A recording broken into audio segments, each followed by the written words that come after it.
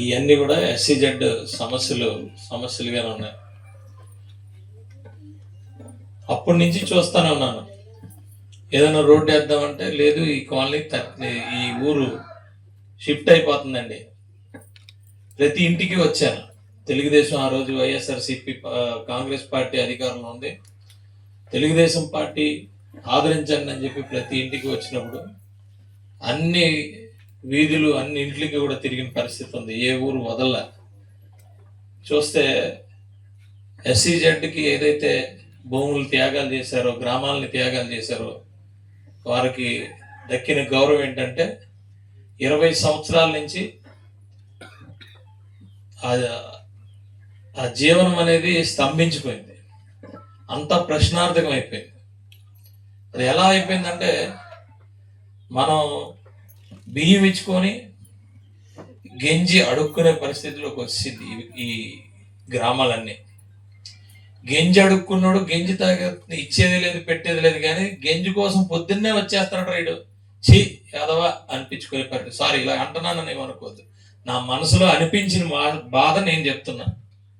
లేకపోతే ఇటు దొంగ అనం నేను అడగట్లేదు. నీ మిగిలిపోయిన గెంజి కూడా మా మొహం మీద పోయిపోతే ఎలా అనే భావన నాలో వచ్చింది. అదొక బాధ నాకు. ఈ విషయాల్ని మొన్న కూడా మీ అందరి దయ వల్ల, అంటే వాస్తవానికి ఆ రోజు ఎలక్షన్ అయినప్పుడు ప్రతి దగ్గరికి రావాలి కాబట్టి, రమ్మన్నారు కాబట్టి వచ్చాను. కానీ ఇక్కడ ఓటు అడగడానికి సిగ్గేసింది నాకు. మీరే 20 సంవత్సరాల నుంచి మిమ్మల్ని తీసుకెళ్లి అగాధంలో తోసేసి ఎలక్షన్ అప్పుడల్లా వచ్చి మా ఓటేయండి మీకు ఇది చేస్తాం, ఓటేసి చేయడం ఏంటి? అక్కడ ఓటేస్తే చేయడం ఏంటి? ఇక్కడ వైసీపీ వాళ్ళు ఉన్నారు, కాంగ్రెస్ వాళ్ళు ఉన్నారు, తెలుగుదేశం ఉన్నారు, అన్ని పార్టీలు ఉన్నారు, కాదని అనట్లా. ఓటేయండి మేము చేస్తాం ఏంటి? ఇది ప్రతి పార్టీకి బాధ్యత, ప్రతి ఒక్క రాజకీయ నాయకుడికి బాధ్యత. మీరు ఓటేస్తేనే మేము చేస్తామనే పరిస్థితి అనేది నాకైతే మనస్కరించలా. ఎట్టి పరిస్థితులు ఇది కరెక్ట్ కాదని అనిపించింది. అందుకే నేను ఓటు అడగలా మీ దగ్గరికి వచ్చి. ఓటు అడగకుండానే ఈ గ్రామానికి వచ్చాను. ఏదో మామూలుగా మా నాయకులందరూ పిలుస్తూ వచ్చాను, వచ్చి వెళ్ళిపోయాను. ఓటు అడగకుండా. నాకు ఓటు వేయండి అని ఎక్కడ కూడా అడగల. వచ్చిన దగ్గర నుంచి వీటి మీద దృష్టి పెట్టినప్పుడు 15 నెలలు ఎందుకు పట్టింది అంటే, ట్రాన్స్ఫర్లని, అధికారులు వెనకాతలు పడ్డమని. ఎలా ఉందంటే ఒక మాయా ప్రపంచంలో ఉంది ఇవన్నీ. ఒకదానికోటి కనెక్షన్. వాస్తవానికి ఇప్పుడు నేను అడుగుతున్నా, డెత్లు ఆ రోజు ఎలిజిబుల్ ఉన్న వాళ్ళు డెత్ అయిపోతే ఇవ్వలేమండి, ఇవ్వకూడదండి రూల్ అండి. అదేలాగా నువ్వు కదా ఇవ్వలేదు, నీది కదా తప్పు, గవర్నమెంట్ది కదా తప్పు. గవర్నమెంట్ది ఆ రోజు ఇచ్చేసి ఉంటే అయిపోయేది కదా. నువ్వు డిలే చేసుకున్నావు, నీవు టైం తీసుకున్నావు, నువ్వు ఇది చేసుకున్నావు. మరి డెత్లకు ఇవ్వనంటే దాని అర్థం ఏంటి అని నేను ఇప్పటికీ అడుగుతున్నాను.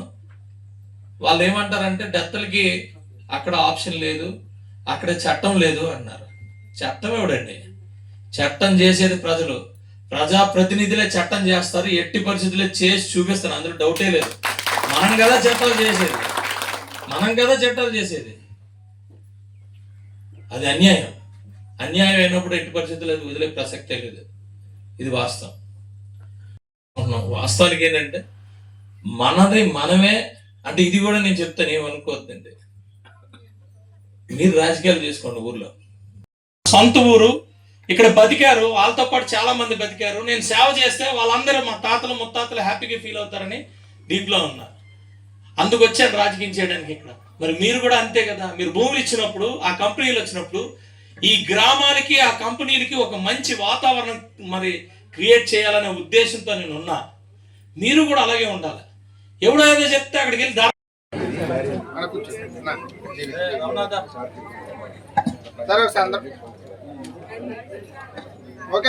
Thank you very much.